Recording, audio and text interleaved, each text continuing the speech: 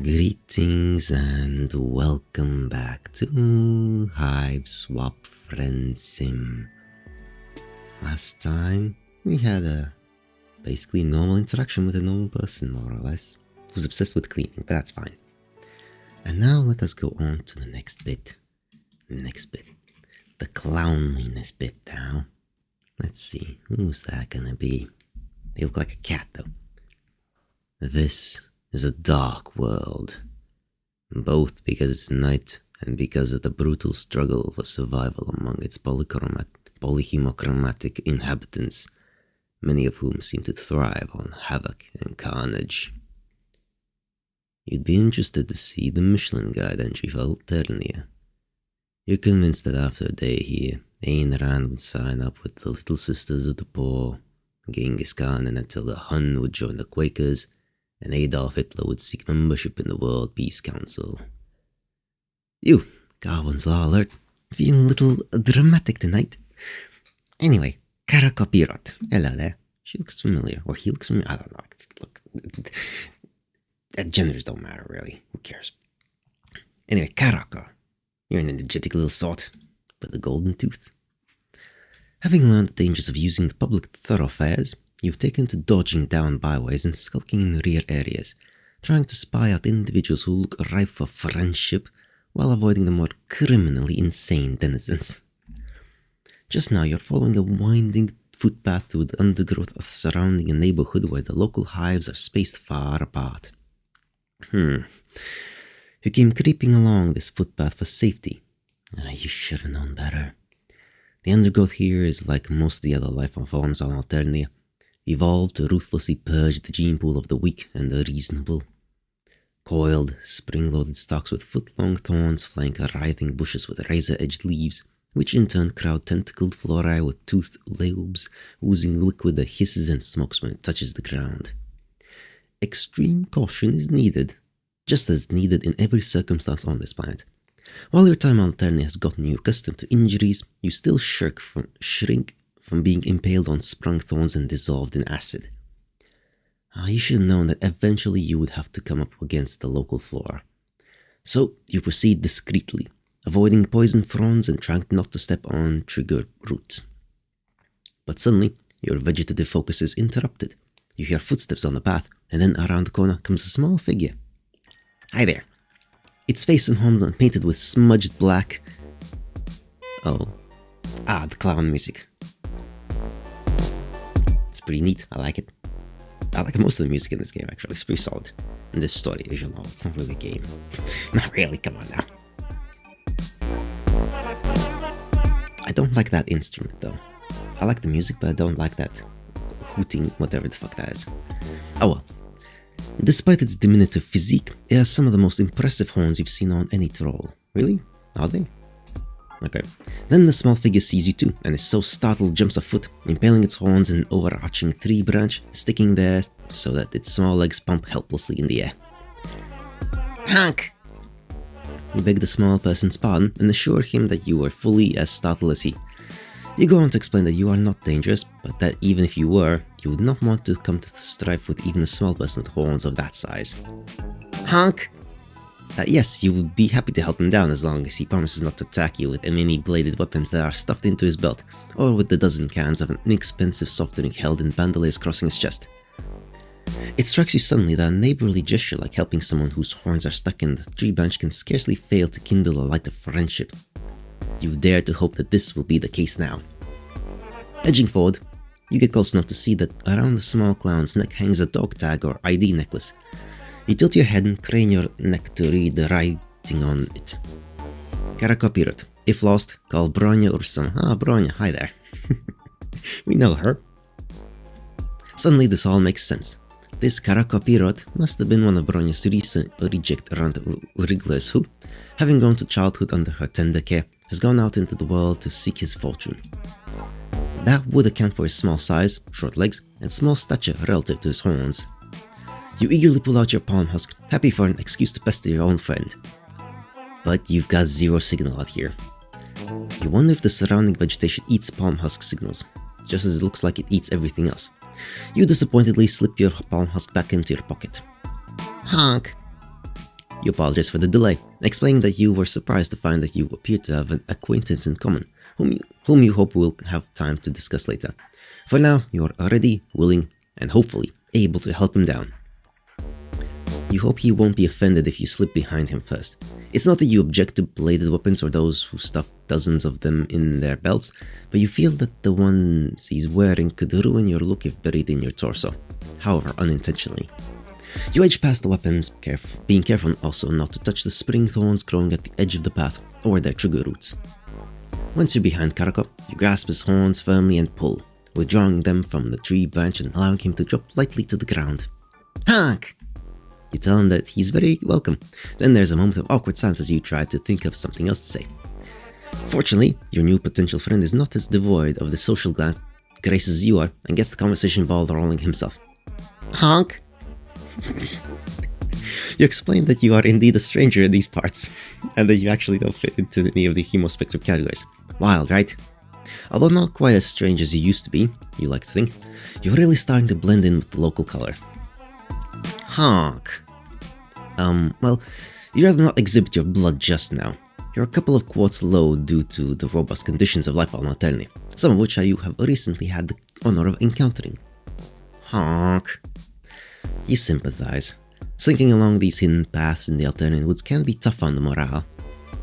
The smell alone is enough to make you strong men weep, and the vegetation looks like it was designed by the Marquis de Sade. Not that he knows who the Marquis de Sade is. I don't know who that is. Oh well, sounds French, obviously. You can't help but feel that it would be so much better if only one had a skulk buddy. You continue. How wonderful it would be to travel these dusky lanes with a kindred spirit, a twin soul, a fellow traveler, an intimate crony. You're such an expert on friend synonyms by now. Honk? No, you haven't met anyone like that either, but you would certainly like to. Your new potential friend is obviously thinking seriously about this issue, so you back off, give him space. You pretend to be deeply immersed in studying one of the razor-sharp leaves on one of the writhing bushes beside the path. You aren't one to force yourself on others, or try to unduly influence their friendship decisions. Aren't we? Since when? That's a false statement. What? Okay, well maybe you forced yourself on others in the past and tried to influence their friendship decisions. Yeah, no shit, we have. Maybe you've even done this a lot. But you've recently evolved as a person. Sure we have. I don't believe that. Come on, don't bullshit me. You know that friendship is something that has to come authentically from within. Friendship is spontaneous. Real friendship sprouts naturally from the soil of mutual respect. The best friendships grow and ripen over years and are not rushed or forced. Of course, you've only known this small person for about 5 minutes, but you have to start ripening sometime. You're reflecting thus on the theme of friendship when a loud pours suddenly from the sky above you. It's a crackling, sizzling sound like a chitinous thing with too many legs struggling in a hot frying pan. Karako jumps so violently that he nearly gets his horn stuck in the tree again. Looking up, you see a floating metal object, vaguely troll-shaped, but huge, faceless, metal, and with numerous sets of lightning bolt-shaped horns coming out of its head and neck. It's also now a very sparkling conversationalist. It remarks in a flat, echoing blare. It elaborates further. Honk! Leap to your proto-friend's aid. Yeah, of course we're gonna help this guy.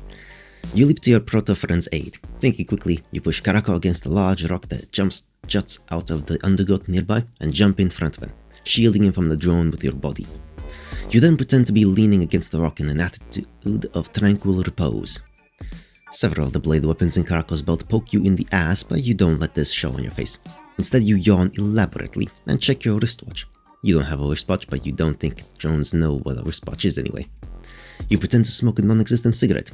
Again, you're not giving anything away, because drones don't know what cigarettes are either. But the drone has apparently taken an interest in you. It floats down between the trees and undergrowth and hovers above the pass several meters from where you're pretending to relax against the rock after a long day of hiking through scenic shit-smell forest. It's quite a terrifying sight, actually. Shizzle! The drone observes helplessly, making Karako jump so that several of your internal organs are threatened. However, you maintain what you believe the local populace would call a stiff upper whistle below. The drone's blank metal head studies you, or it could be studying something in the opposite direction, or even taking the drone equivalent of a piss. You can't really tell from its expression, because it has no features to make expressions with. This examination or non-examination continues for some time. But your diminutive potential threat is well hidden from you, and after a while, evidently concluding that you are an inanimate object that makes unaccountable gestures with its wrists and fingers, the drone floats upward again, gaining speed, until, with a dreary skzzz, it whizzes off somewhere to find other hapless, non-standard citizens to euthanize. When it's gone, you stand away from the rock and rub several sore places that have been pierced by bladed weapons. You turn to Karako to comment on the recent fervor, but stop when you see the look he is directing at you. A warm and admiring look, an affectionate and esteeming look, a look of friendship. Your first impulse is to throw your arms around him and lean in, but on second thought, remembering his pants arsenal, you put out your hand for a warm handshake. Victory is so close! But before you can seal the deal on this sweet friendship transaction, you hear disturbance further down the path. God, can't the narrative chill for one single moment? Especially a moment when you're about to consummate a beautiful friendship? You turn to look. The footsteps, several sets of them, get nearer, and around the bend come 3 figures. 3 figures wearing swimming outfits, lots of gold jewelry, and insouciant expressions. 3 figures with gills on their necks and small, stylized fins on their face. It's the sea folk. Oh man, is it possible that you finally happen upon a group of the legendary sea dwellers? They stop short when they see you and Karako, obviously startled. They study you. You study them. Then Finhead Interloper 1, in a one piece and diamond earrings, whispers to her companions, and all 3 burst out laughing. Finhead Interloper 2, in a violet wetsuit and rings, slaps her thigh, and Finhead Interloper 3, in checkered swimming trunks, holds his sides. Part of you is relieved. Laughter drives out the devil, is the best medicine, and in any event is better than homicidal mania. On the other hand, this laughter isn't friendly. It's cold, mocking, and supercilious. These pseudolers are obviously laughing at you, not with you. You notice Karako's cheeks flushed purple under his face paint, and his jaws clenching. However, he just stares with stony dignity at the interlopers. This just makes them laugh harder. The first sea dweller says, "What are you 2 supposed to be?" "Shrimp Cassidy and the Squamos Kid," says her second companion. "A cool bait minnow and his mutated softshell crab," says her third. "Looks like the minnow one went down on the clown, causing it to spurt out the other one." The Sweedeller's laughter is redoubled. You continue expressionless at these insults, but to your dismay, Karako's face is taking a harsh, glowering look. You guess that such a tiny dude has probably been victimized by bullies his whole life. And as you happen to know, there are no bullies like Alternian bullies. Honk! You tell them to let them talk all the shit they want. Don't let them provoke him. They're trying to get him to do something stupid. If he doesn't react, they'll get bored and go away. Honk! No! Remember that drone. It's probably still around here somewhere. Touch a scale on their heads and you could be rendered into mother grub feedstock. Hey, bottom feeders! No whispering when you're in the presence of your betters. Bathers. And you, little boy. Oh fuck, they have fish puns. I forgot they do fish puns. Fuck. I forgot they do all of the fish puns. God damn it. Fuck. That's really gonna fuck with my brain as well. But a respectful impression on your recognition surface. Be more like your friend, the slender manatee over there. In fact, whilst you 2 are still perpendicular, in the presence of sea dwellers you should be bowed at right anglers. The first sea dweller seems to have an affinity for cheesy ocean puns. They all do. You bow to the sea dwellers. You have dignity, but you also like not getting killed. Karako remains stubbornly upright, his face getting angry and purpler by the moment. The bladed weapons in his belt jingle from his enraged trembling. "Oh, see the little clownfish. He's getting angry. Looks like he's gonna shit his pants. Why'd I tell you about your face, boy? Didn't your luces teach you anything?" "I doubt he even has luces. A self-respecting loose will never let a shrimp like that out of the hive. Unless his loose is just as defective." Oh dear. The loose's cracks are too much for Karako. Ignoring your hissed warnings, he suddenly leaps snarling into the air, draws bladed weapons from his belt in each hand and hurtles towards the sea dwellers. Honk! Honk! Grab him by the coattails and try to keep him from precipitating a disaster. Leap into the fray and lend comfort and support. Well, we're not stopping him. He's a clown. He's too powerful. Let's just leap in. You leap into the fray to lend comfort and support. You would have counseled Karako to turn the other cheek and keep turning cheek after cheek until the seed balls got fed up and went away. But now that things have halted up, you're not about to let down the side. Karako crushes into the seed walls, his bladed weapons whirling like a blender. You scamper close to behind him and kick someone in the shin. It hurts your foot, but doesn't seem to have any other effect. These pseudos are made of tougher stuff, or that you're extremely flimsy. Science have recently pointed to the latter. Your next sortie is more effective, however. Thinking quickly, you pick up a rock and throw it at the trigger root of a spring thorn. Ah, clever, using the environment. That's some good thinking. Growing along the path next to where the violet bloods are enduring Hurricane Clown. The coiled stalk springs out, impaling the dude with a 12-foot-long thorns. Oh shit, damn. We're an accomplice to murder again. That's nice. He's thrown off balance, and violet blood begins to flow copiously down his body. That's a hue you haven't seen before. Kinda pretty. But these seed wells are made of tough stuff. He yanks the spring thorn stalk away from him, pulling the thorns out, and flings it into the woods.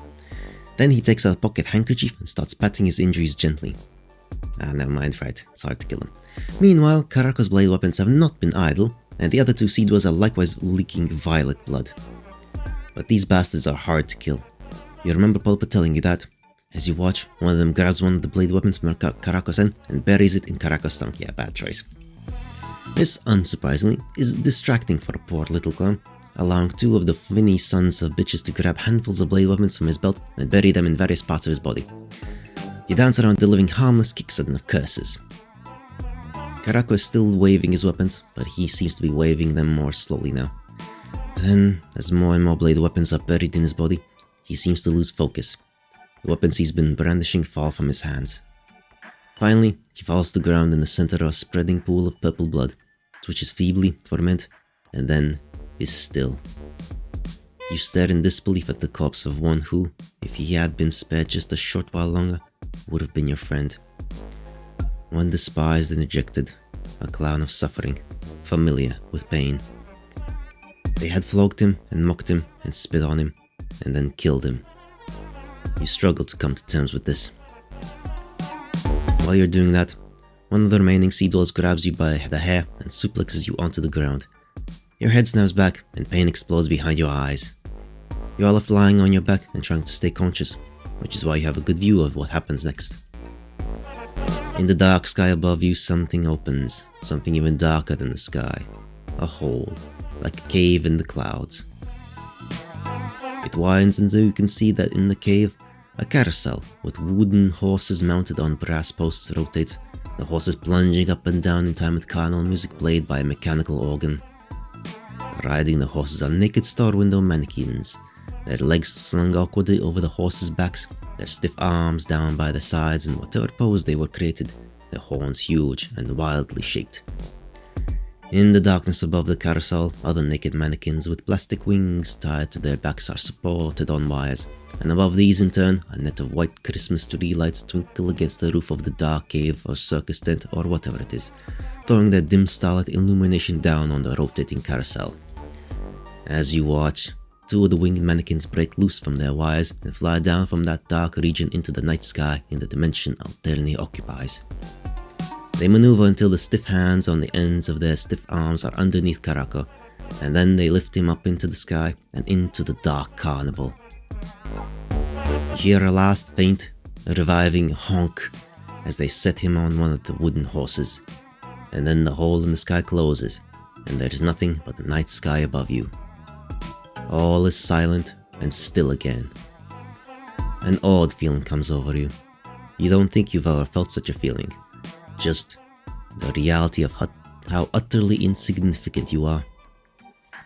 Sure, you spent the last few months wandering with no desire but the desire for connection, and you are, in a way, a being unique in this galaxy. But honestly, what does that even mean? You flit in and out of people's lives, there one minute, gone the next, always moving from friend to friend. You are, for all intents and purposes, a virtual non-entity, a bland point-of-view vector, a neutral second-person narrator, barely coming into the picture, a retiring entity, expressing only a simple, one-dimensional desire for friendship. But just about now, you feel that things have gone pretty far. And just about now, you feel that you've had about enough. Enough of arrogant high-bloods. Enough, in fact, of short-wavelength chemotypes carelessly and without complication killing and maiming and exploiting those of longer wavelengths. Of survival of the fittest regime that seems to come down to survival of the most violent psychopaths. Is this a moral universe, or is it not? You ask yourself. Are repulsive cruelty and sickening evil punished in this universe, or are they not? Does an ethical force operate in this universe, or does it not? You don't know the answer to these questions, but you do know one thing. You intend to depart for once from your one-dimensional persona. You intend to punish repulsive cruelty and sickening evil if it comes within your ability to do so. You intend to create an ethical force field in your local region. You intend to exert some moral gravity right around where you are if you possibly can. And you realize that this odd feeling you are having seems to be drawing moral Higgs bosons out of the moral ground state, and right out of the fabric of this multicolor blood-soaked planet that heaves under your feet. You take on the aspect of Clown Sarker. Seizing 2 cans of inexpensive soft drink from where they fell from Karako's bandoliers, you shake them and pull the pins. Then, with malice after aforethought, you direct the twin streams at the sea dwellers.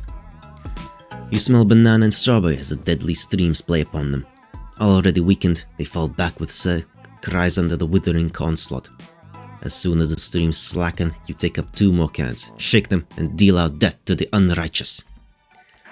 You smell peach and diet root beer this time, but no pity softens your heart. You wouldn't care even if it were pineapple watermelon you were spraying on these brutes. But these finheads are made of tough stuff. Rallying in the face of this intense onslaught, they push forward and, seizing some blade weapons from the purple blood pool, advance upon you. Not one step back. You vow to the memory of Karako Pirot. You stand your ground, in desperation, grabbing some cans of diet tonic water and club soda and opening up your batteries once again, but to no avail. A trident pierces you to the bone, followed by a scimitar, a tomahawk, a short spear, and so many other blade weapons that the sheer weight of them drives you to the ground, where your red, precious blood flows in moderate streams, mixing with the purple blood of your proto-friend. This is the end, you realize. But you are glad you died in a righteous battle. You are glad you created even a tiny, sputtering, temporary moral force field in your local region that you did. You can feel your life and narrative point of view slipping away, but you are content. Yet, what's that you see above you now? A dark space has opened up, even darker than the night sky, and 2 stiff-looking winged figures are descending. They land next to you, and gently place their stiff hands under you. Then they ascend once again, lifting you higher and higher into the darker space. As you pass the boundary of the heavenly carnival, your life seems to revive within you, and as the fabric of the place closes around you, and the 2 stiff mannequins place you on a carousel and a horse next to Karako, you realize that planets, universes, dimensions, realities, powers, principalities, and cosmos come and go, but friendship is forever. Eternal friendship. Okay, that was intense. What? The circus. No. That's okay. But we're dead, which is not. I mean, that's. I like that conclusion, but I want to know. I need to know more. Okay, let's leave to their friend Aid, but this time, let's try and restrain him. Grab him by the coattails and try to keep him from precipitating a disaster. It was a beautiful disaster, honestly. I liked it. I really fucking loved that. I was really in the zone there, but let's try to survive. We still have 8 other friends to make. You know? We can't be dead yet. You leap forward and grab Karako by the coattails, or by his belt. You aren't actually sure what a coattail is. Ah, jeez, he's strong. You can barely hold him. It's like trying to restrain a small truck. His legs rotate wildly, kicking up a cloud of dust, and he brandishes his blade weapons wildly in the direction of the sea dwellers. After a startled moment in which they jump backward, the sea dwellers have started to laugh again, coming up with more stupid insults and fish puns. This is not helping. Karako runs twice as hard, honks twice as loud, shakes his weapons twice as threateningly. Hey, hey! You shout at Karako, trying to be heard above the fracas, holding on with all your might and digging in your heels.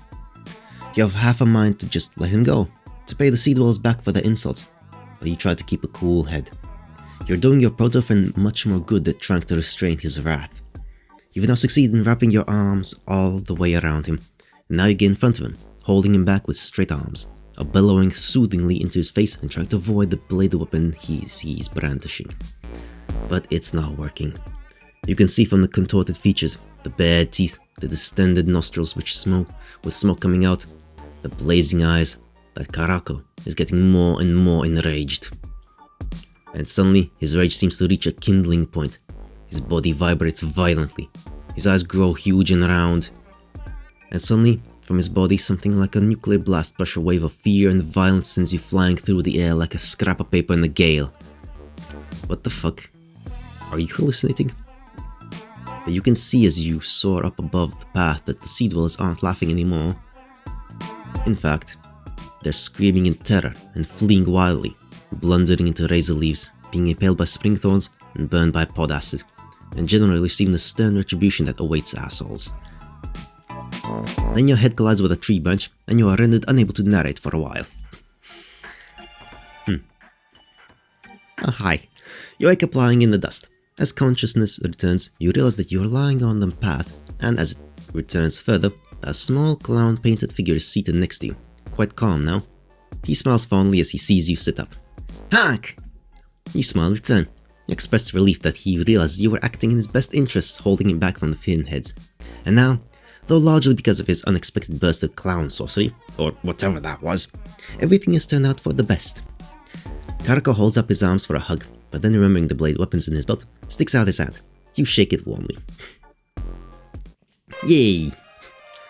Friendship in the real world of not being dead. There we go. There we go. That was neat. Okay, that was neat. And the clown, heaven, hell, whatever, purgatory. That was fascinating. I love that one.